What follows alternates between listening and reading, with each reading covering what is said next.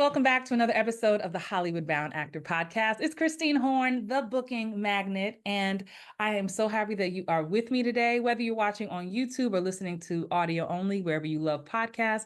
I am so happy that you're here. Today, we're continuing with this series of me interviewing amazing actors and multi-hyphenates, and today I have the one, the only, Franchesca Davis. Welcome to the podcast, Franchesca. Thank you, Christine. It's so good to be here. Thank you for having me on here. I'm so happy that you're here. So, fun fact for you all, Franchesca has been a part of actually the Hollywood Bound Actors team, like the staff for years. Like we're just now like taking a break for a moment because it's been a little slow, but it was before the conference 2 years ago. So it's probably close to 3 years.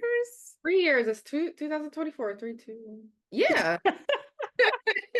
Yeah. Hi. Time flies. And the fun also, when I remember putting a job posting out and I was looking for someone to help with writing, helping with our community in some way.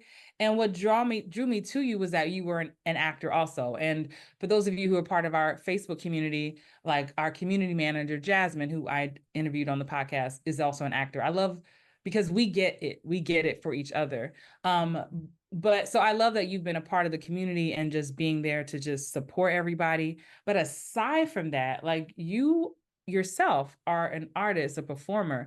Give me a little backstory on who Franchesca is. Where's she from? How did you get into acting? Just give me a little bit of the rundown.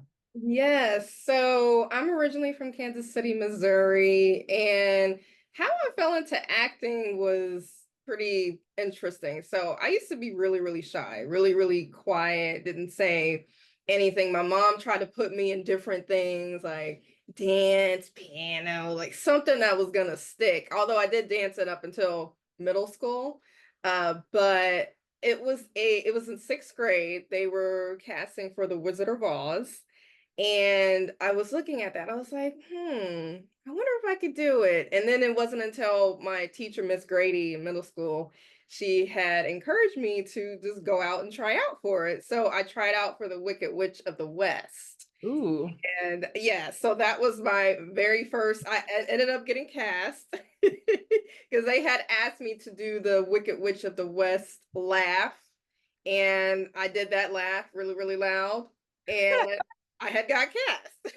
Clearly very convincing evil laugh. The evil side of you came out. Yes, Do you yes, remember how that laugh went? yes, I do. You can ask me that. I know what you're trying to do here. I know what you're trying to do, Christine. Knew it was coming. I love it. So what was it? So Kansas City. But fast forward because you ended up at some point in New York. You've done theater, you do film, you produce. Where happened in the gap between childhood, starting having this idea in grade school to where you are now? Yeah, so fast forward to college, I did some stage plays there. And I actually was trying to decide whether I wanted to move to New York or Los Angeles after I graduated. And I spent some time both in New York and in Los Angeles, and New York just tugged at my heart just because I love the theater scene. I come from theater, and that's how I started initially. And so went to New York, saved some money, and I was in sketch comedy plays. I did like little small projects here and there. And that's when I really, really went into the journey of writing as well. I'm like, okay, I not only love acting, but I also love writing and creating different projects. So that's when I started writing. I have some plays that I've written as well that I plan on putting on. And yeah, like New York really changed my life. New York is tough. New York Yeah, is yeah. How long did you stay in New York? Because I think while we were working together, you made the transition. No, I feel like COVID, you went back. Did you So go? when we met, I had just moved back to Kansas City. So I was in New York from 2012 all the way up to 2019. Oh, okay, okay. Yes. So you had met me.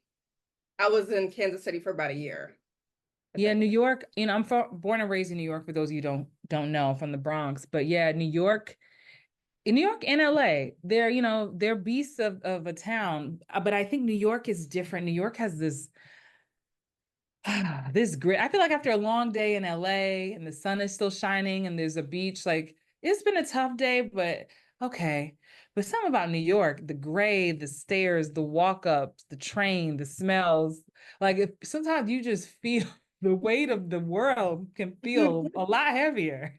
You do. Everything is heavier there. Everything. Everything. What do you think you learned about yourself in the grind? In New York, we say pounding the pavement, like, really like going for your goals. What do you Mhm. think you learned about yourself that you didn't know prior to having the New York experience as an actor and creative? Yes, I love this question. So I learned that I actually have true grit in myself. I learned that I'm actually resilient because, again, I had mentioned before, I was really shy. I had even gotten bullied at some time in like elementary school and parts of middle school because I was the type of person I didn't really speak up for myself. And New York really, it was almost like New York pulled something that was inside of me that I never knew that I had. And Mm. so the saying is true. It may sound cliche, but if you You can can make it there, you can make it anywhere. Yes. exactly, because it tests you, and whether it's coming from also God and the universe, it truly is a test, like for what's truly inside you. And that's what I take from New York. Now, I wouldn't necessarily live there again. It's good to visit. Yeah. Like you can keep it, I'll visit. Yes, yes, yes. I'll take that experience and lesson, and I've always appreciated it since. Yeah, that's how I feel now. I mean, again, born and raised. I didn't leave till I was 14, and then I went back and forth in my as an adult, young adult. But I'm like, unless I'm just working there, like there for work. I'm Yes, just not pounding the pavement. I'm too spoiled by my car, my trunk, the trees, the just my comfy life. New York is a grind. It's a vibe though. It's a vibe. it is But a I don't miss fourth floor walk-ups vibe. and After a and long just some of the special things that New York offers. Um, Even though I love it, like from a distance, right? Um, so now you're back now you've made this transition to Atlanta, and I'm again I'm this is my first time interviewing Franchesca from in this way, like outside of like talking at work. So, but you have been like producing short films, writing, directing, and you're doing content for other companies. How has the moving to the Atlanta market been for you? Do you have and again, I'm asking, I'm getting all up in your business like we do for every interview, because we have audience members who are at so many different ages and stages of their career, some who are not in the bigger markets. And Atlanta is always a market people are very curious about, the Southeast. So when you got here, what were some of the, I'm gonna break this question down a bit. What were some of the beginning steps you did to get known and to make connections here in Atlanta? Yeah, so while I answer this question, I want to mention that Kansas City, my experience in Kansas City, my experience in New York is why I was able to be how I've been in Atlanta thus far. And that's just being a sponge, utilizing the resources around you, and just getting out there and connecting. And that's what I did. I enrolled in some classes. I went out there and networked immediately, got to know some really good filmmakers, my business partner I met out at an event. It's just a matter of really putting yourself out there and being confident in who you are. Because I had the evidence of, I learned that from you, Christine. The evidence of, I knew I already had the evidence of before I went to Atlanta. And if Mhm. you're at a starting point where you're learning everything in your smaller market, in your current market, stay there and learn as much as you can. Be a sponge, because that's going to propel you and get Yeah. you a place that you need to be. And so while I've been in Atlanta, I really been able to reflect back and say, hey, wow, this is why I experienced that. This is why I did XYZ. And yeah, that's what I've been doing since I've gotten here. And it's only been going on. So I got here in 2022. Mhm. Right before the conference, we did Booking Magnet Live that year, and you Yeah, were already here by then.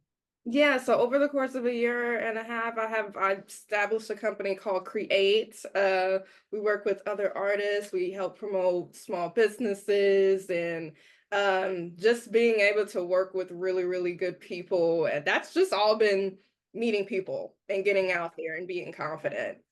Tell us more about Create. So what I'm hearing is you took your own creativity, right? Mhm. Instead of just going to just get another regular, 9 to 5, like you are found a way to use your creativity and your business savvy to create a company to serve other people. I think that inspires a lot of people, like, because think, what else can I do to fund my life that doesn't like kill my soul, Yeah. right? Yes.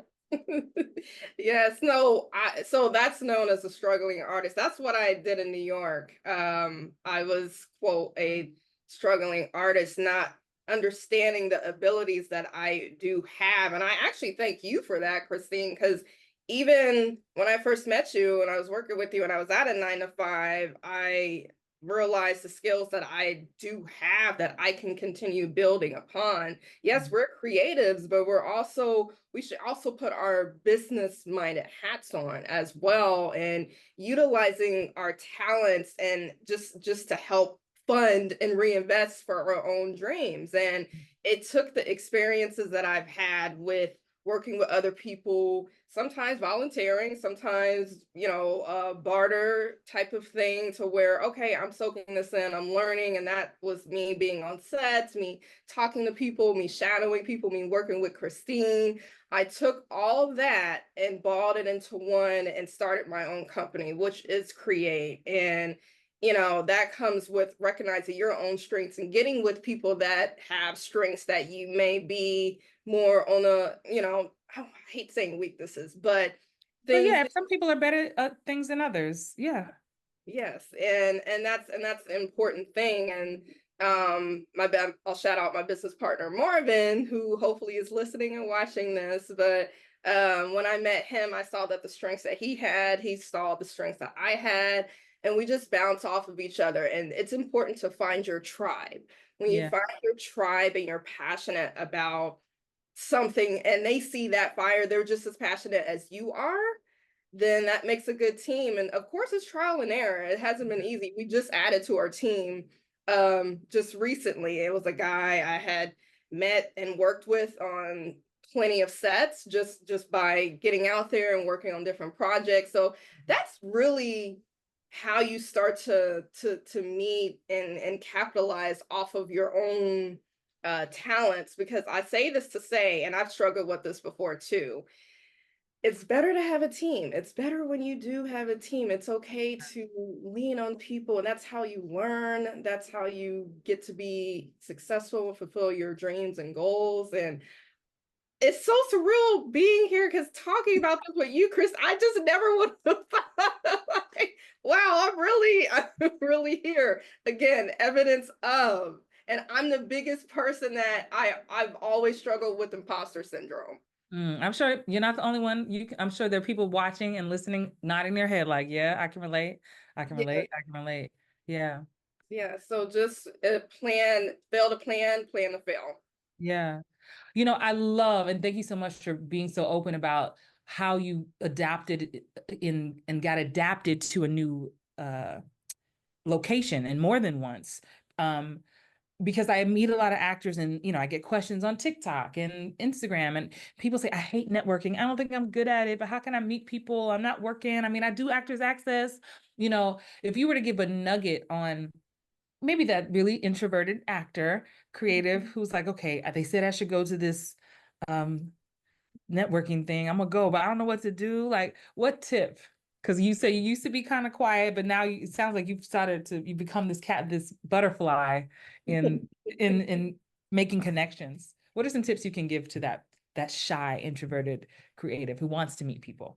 Absolutely. You kind of answered it. You said the word that I was gonna emphasize. And I hate the term, well, it is building a network, but reframe your mind for not looking at it as just networking. You're looking at it as making connections. You're just being you. That's it. You're bringing yourself. You don't know what the outcome is going to be. Don't focus on, oh, well, who should I say I am, or who are they? What am I going to try to get out of this? Just go in there with a blank slate. Don't worry about it, because you don't want to go in there with having any preconceived notions or expectations in mind, because you don't know what's going to happen. You're just there to be yourself. You're just Mm, there to have fun. You're just there to make connections, because networking, that's not going away. It's yeah. everywhere. Every event is going to be different. So I would just say go there with an open mind, just about making connections. That's it. And Yeah. And no matter where you are, since I know everybody, based on where you live, you don't always have access to in-person things. There are tons of virtual things you can go to. But if there are in-person things, I would say look up for meetup groups or people who are like, it's collaborators, indie artists, writers. And you don't always have to go to events that are just with other actors, right? yes. Please, like if there's a thing I know in Atlanta, they do something. Shout out to the ladies who run On Set ATL. They have an event. And as writers, producers, costume designers, people who just want to build and collaborate. And I think the more you just go with, like you said, without I have to get something from people versus I just don't want to feel so alone because no one in my family understands what the hell I'm doing. Like I Yeah. just don't want to feel, and that's even with Hollywood bound actors. And shout out to the members of Book More TV. Again, Book More TV is my signature course, and Francesca for many years has been the concierge for that community. But that community, just we get on calls every month on live Q&A calls with me, and it's just a safe space, and people are like, oh, you get it. Okay, before we get back to today's episode, I need to make sure that you know about Book More TV. That is my signature course for actors that teaches you how to book more TV. Listen, I know it can be very confusing on how to get that first co-star, that guest star, or even that series regular role. And I want to take that confusion out for you. This is a 5-week course, a self-paced course that I will walk you step by step through what I do to book more television. And get this, there is lifetime access to live monthly Q&As with me and our Book More TV community. You do not want to miss this. Our community is strong and our students are working, and I want you to be one of them. Visit bookmoretv.com and get registered today. Mhm. Okay. This Mhm. is, and I'm like, we celebrate wins no matter how small they are. So I love that you talked about tribe and community.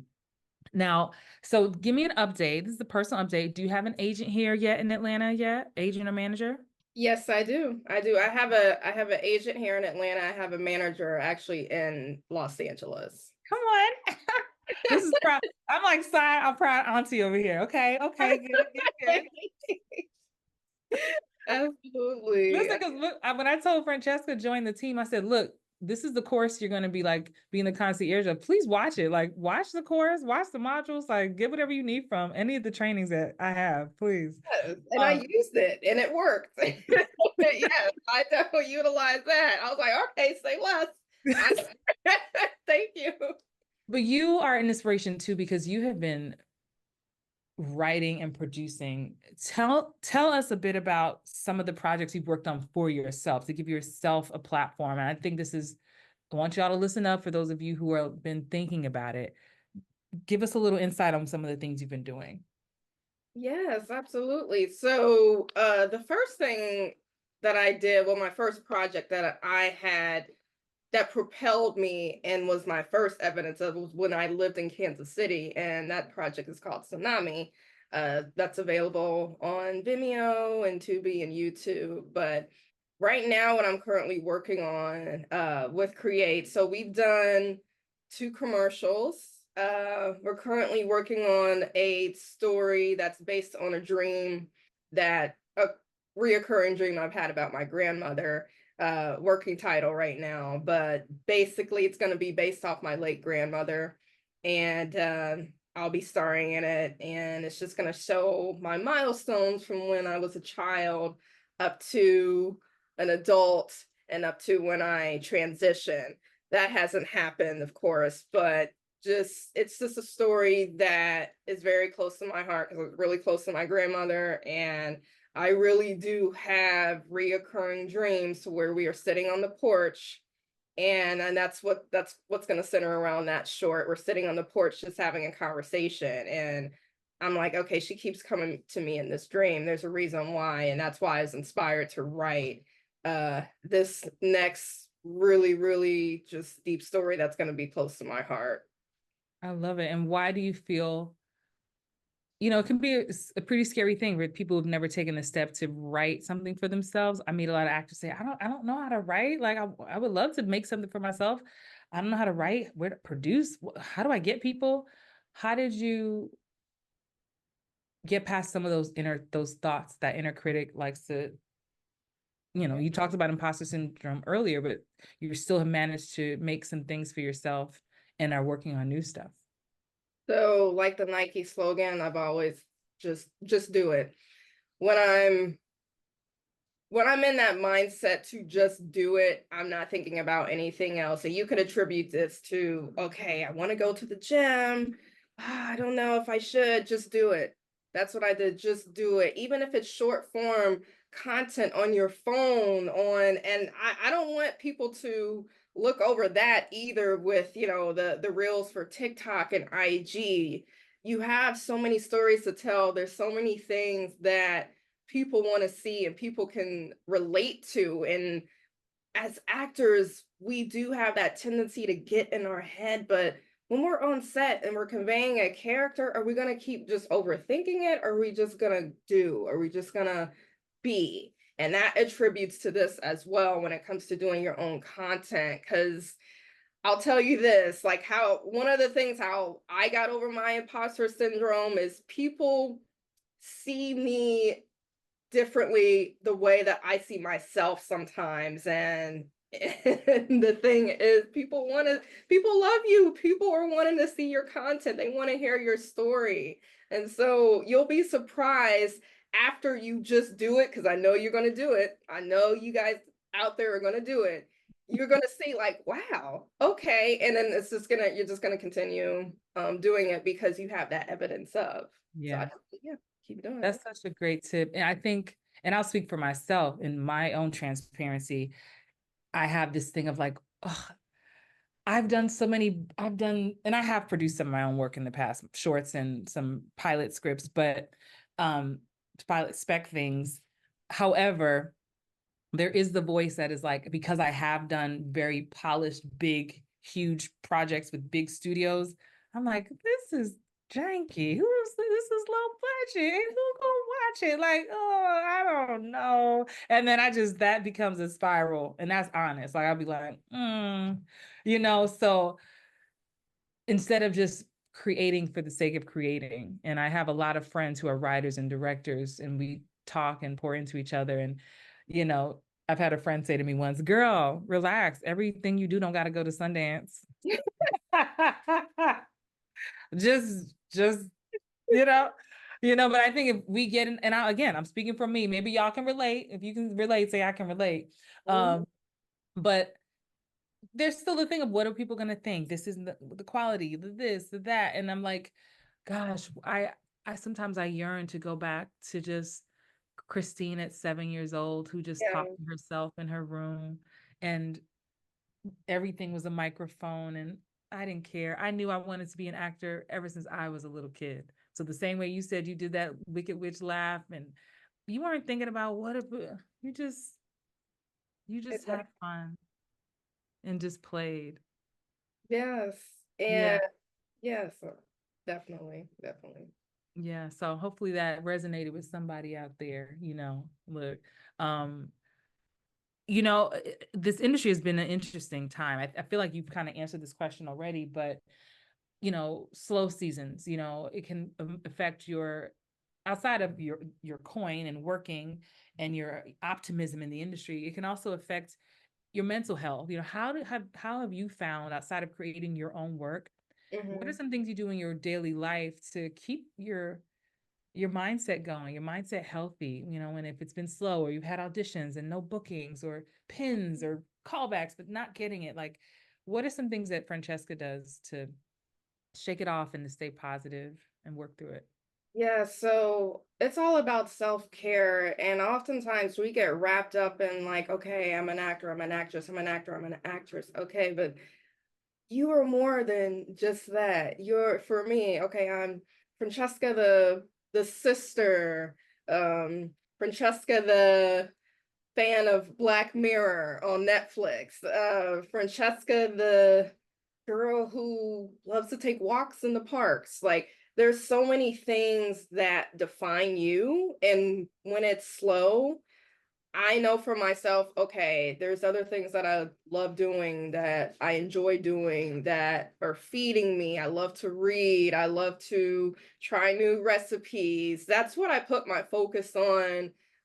Just because, again, acting is not only my only identity. My only identity doesn't involve just, being booking things and even though, of course, that's what we love to do. That's what we want, but it's just important to remember about so many other amazing qualities about ourselves, and just to continue feeding yourself in other areas of your life, because that's what makes you you. That's what makes it beautiful altogether. And if you show up in these different areas of your life, you're able, when the time comes and you're prepared, you're ready to show up and book it. Yeah. Being a full human being, I Yes. think. And I love that advice because that's when I moved to LA the first time, like 2012, 2011, after I left Lion King, it was all encompassing. I'm like, I'm in LA. I gotta do it. Like every day I woke up, like, what am I gonna do? Like if anybody ever watched Pinky and the Brain, like, what are we doing today, Pinky? Like taking over the world. Same thing we do every day. And it just becomes like all encompassing. It's like, oh my God, like who am I outside of this? Mhm. What is my, and I'll say too, like with the strikes of 2023, something I've shared with my close circle, not working, none of us were working. Most of us were not working. Mhm. Um, I had to ask myself, like, who am I outside of being an actor? Yes, Mhm. I'm the booking magnet. Yes, I work, but I was like, wait, I'm more than that. And I was like, well, shit, when you take away I didn't realize how much I was wrapping my identity up with my profession. Yes. And it didn't hit me to the strike. And I was like, I got nothing to do. Who am I if I'm not booking? And I was like, oh, child, you need to work on that. But it was a good aha moment of reminding what else fuels you, what else brings you joy, what else, So I love that. Before we get ready to get out of here, what are some things that um what are some of your personal acting goals, like as far as types of roles or types of projects, or and how and because this is important because a lot of us have goals, what are you doing to get closer to that? Oh, I love the second part of the question. Oh, okay. I'm Uh, good at this. I'm good at this. I know. All right. So some of my goals, I know that my dream role is to be that sort of detective, like that no nonsense detective. And with that comes, having that professional demeanor and really having that grit.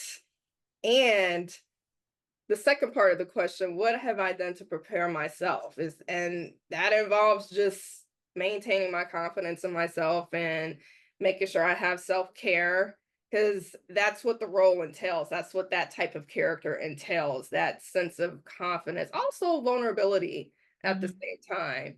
And I've done this, that may sound odd, but I did this yoga session, and I feel like ever since I did the yoga session, I did this yoga session like a year or so ago. But ever since I did the yoga session, I actually cried during at the end of the yoga session.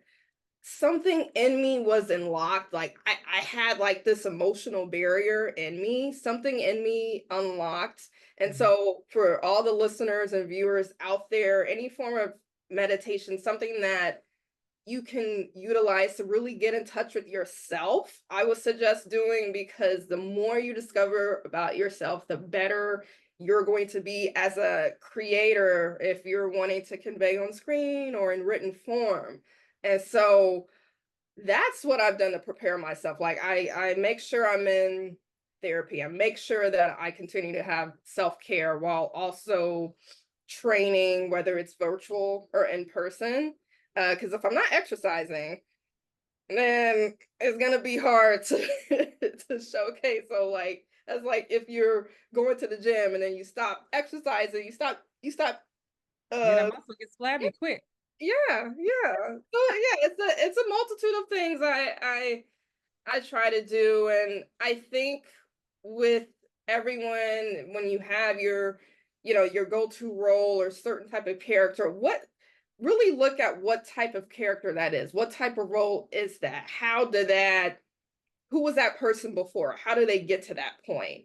And Mm. take that and attribute that to yourself. So I love, well, it's coming, and so it is. You heard it here first, Francesca. You will be that no nonsense cop with deep with layers, who's vulnerable but badass. So it's gonna happen. yes. It's gonna happen. And I don't know, Mike.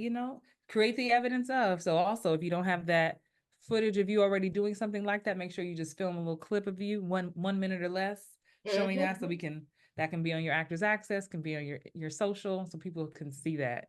That's I always say that this is an evidence-based business. It So is. if there's a role or a type of character you haven't portrayed yet, well, let's see some proof. Figure it out. A picture, some video, something. Make it help us help you, help your team help you. And you can, even if you do some indie projects, you can use that clip to get to the network or the big television, or not the big television, the big film or something like that. Oh, I'm excited. I'm excited for you. Um, Before we wrap, and you'll be able to stay in touch with Franchesca. I'll get all her links and all the things, and you can learn about Create and what she's doing there. We'll put those in the show notes. But Francesca, I ask everybody this in a different way slightly, but um, for the actor at home Mhm. who maybe, like you said, lives in one of the markets that you don't think, it's not New York or LA, maybe it's not Toronto, it's not the UK, but they have a dream, and maybe they're not surrounded by a bunch of people who have done this before, so they don't get a lot of support from their family because they don't understand. But Mhm. there's this burning in their belly that they know they're meant for more, but they're scared, and it seems unreasonable. What advice would you give them, or what words of wisdom would you pour into them? All right, I'm gonna get a little spiritual, but the fact that you have that desire in your heart and your soul, that is there for a reason. And it's not meant to be dimmed, it's not meant to be watered down or pushed away. And the thing is, community is also important too. So even if you're in a market, let's say it's a really, really small town, you're in a market where there's not a lot of people that, or maybe not anyone that has done that before is interested in that. That's why the internet is at the tip of your fingers, with workshops, with groups, with everything that's available to you. I would definitely encourage you to join that, and just don't let that fire go. Don't let it be water, because it's there for a reason. You're meant to fulfill a purpose. We all have unique gifts that we're meant to share the world. And so do that. It's there for a reason. And once you continue to go toward that path, that I'll always stress consistency. Once you're consistent every day, even if it's 1%, whether you're reading books on acting or watching something on YouTube or practicing monologues or connecting with someone from across the world, that's what's feeding you. And if you're continuing to be fed, that light's just going to get brighter and brighter and brighter. So just continue feeding that. Oh, yes, yes. I love that. Thank you. And thank you, Francesca, for being here. It's so good your voice is soothing to me too. Like, I can just listen to you keep talking. Uh we're not in the Zoom staff meeting. I'm like, yeah, tell me something else, Francesca. Hey, I can do that. Yes. But truly, I am so excited for your journey. And if I do remember correctly, you're Sagittarius also. Mhm. Okay, there's a little Sag energy here. Like Sagittarius, we're built different too. We are. Remind me of your date. I'm the 13th. What's your date? 25th. Okay. November 25th. Yes. Yeah. Yes. Um, but I truly am. I've watched you blossom, and it really is inspiring. And I know there's someone at home listening or even watching your face and seeing themselves in you. So I thank you for sharing that. And you have inspired me, because sometimes I love being a coach. They say the teacher teaches themselves. You get to hear your words over and over again. However, I love when those I've coached or those who I've connected with can pour back into me. And your fresh energy and you're not jaded, like you're not this again, right? That is inspiring to me, like, okay, there's so many resources in this town. And sometimes it's when you get to a place in like where I am in my career, sometimes I can be complacent. Like I'm just expecting the phone to ring and I'm busy with other things going on in life.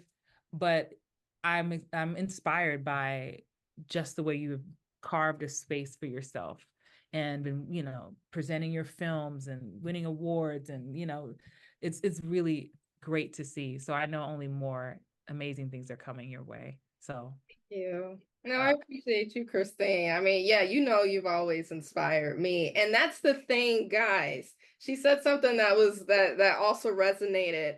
When you have your tribe and you're not in it alone, you guys are inspiring each other, which is beautiful. Just wanted mhm. to say that tidbit too.